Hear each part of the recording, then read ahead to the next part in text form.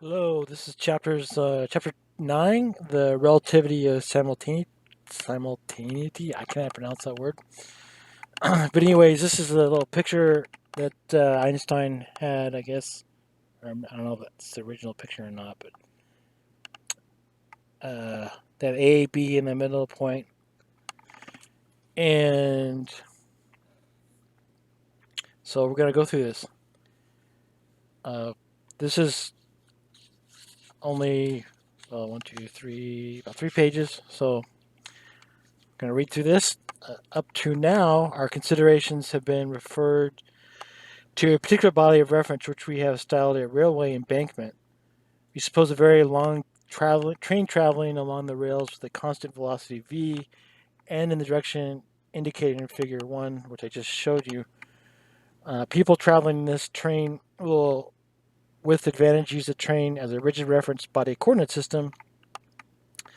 They regard all events in reference to the train. Then every event which takes place along the line also takes place at a particular point of the train. Also, the definition of simultaneity can be given relative to the train exactly the same way as with respect to the embankment. As a natural consequence, however, the following question arises.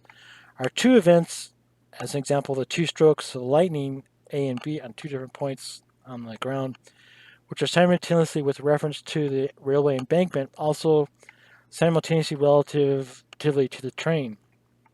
We shall show directly the answer must be in the negative. Okay, so when we say that the lightning strokes A and B are simultaneous with respect to the embankment, we mean the rays of light emitted at the places A and B where lightning occurs meet each other at the midpoint M of the length A and B of the embankment. But the events A and B are also correspond to positions A and B in the train.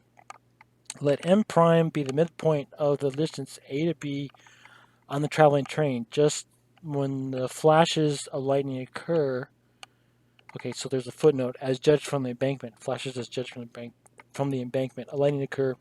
This point M prime naturally coincides with the point M, but it moves towards the right in the diagram with the velocity v of the train. So I just showed you the figure before we started this. If an observer sitting in the position M prime in the train did not possess this velocity, then he would remain permanently at M, and the light rays emitted by the flashes of lightning A and B would reach him simultaneously. To say they would meet just when where he is situated. Now, in reality, considered with reference to the railway embankment, he is hastening towards a beam of light coming from B, whilst he is riding on ahead of the beam of light coming from A. Hence, the observer will see the beam of light emitted from B earlier than he will see that emitted from A. Observers who take the railway train as their reference body must therefore come to the conclusion that the lightning flash B took place earlier than lightning flash A. We thus arrive at an important result. Events which are simultaneous with reference to the embankment are not simultaneous with respect to the train, and vice versa. Relativity of simultaneity. Every reference body coordinate system has its own particular time unless we are told the reference body to which a statement of time refers. There is no meaning in a statement of the time of an event. Now, before the advent of the theory of relativity, it had always tacitly been assumed in physics that the statement of time has an absolute significance, to say that it is independent of the state of motion of the body of reference. But we have just seen that this assumption is incompatible with the most natural definition of simultaneity. If we discard this assumption, then the conflict between the law of propagation of light in a vacuum and the principle of relativity developed in chapter 7 disappears.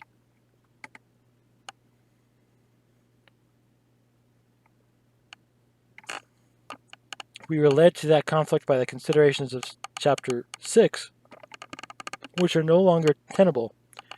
In that section, or that chapter, we concluded that the man in the carriage who traverses the distance w per second relative to the carriage, which is the train, traverses the same distance also with respect to the embankment in each second of time. But according to the foregoing considerations, time required for particular occurrence with respect to the carriage must not be considered equal to the duration of the same occurrence as judged from the embankment as reference body.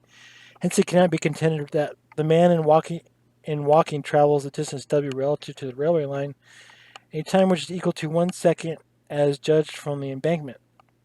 Moreover, the considerations of Chapter 6 are based on a second assumption, which is the light in the light of a strict consideration appears to be arbitrary, although it was always tacitly made even before the introduction of the theory of relativity.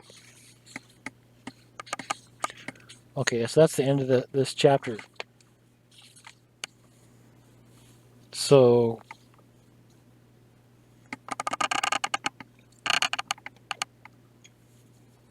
what's the purpose of this chapter?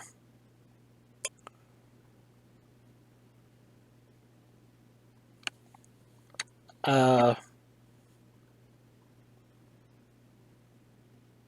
well, it's basically when two things happen at the same time. If you're not moving, it's simple, but it gets a little more sophisticated when you are riding a train and two events happen simultaneously. But when you have a velocity going in one direction, you, the observation of simultaneous events is going to be different when you're moving, as opposed to if you're not moving.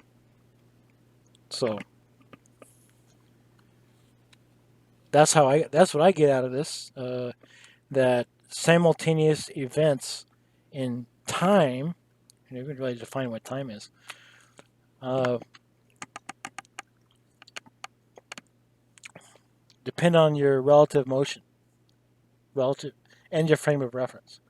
So those two factors affect the simultaneous occurrence of two events at the same time. Whatever you gotta define what time is. But that's the end of this chapter. And the next chapter 10 is on the relativity of the conception of distance. And hope you're doing well. Hope you enjoyed this. Hope you might have learned something. And we'll just keep going here. You take care of yourself.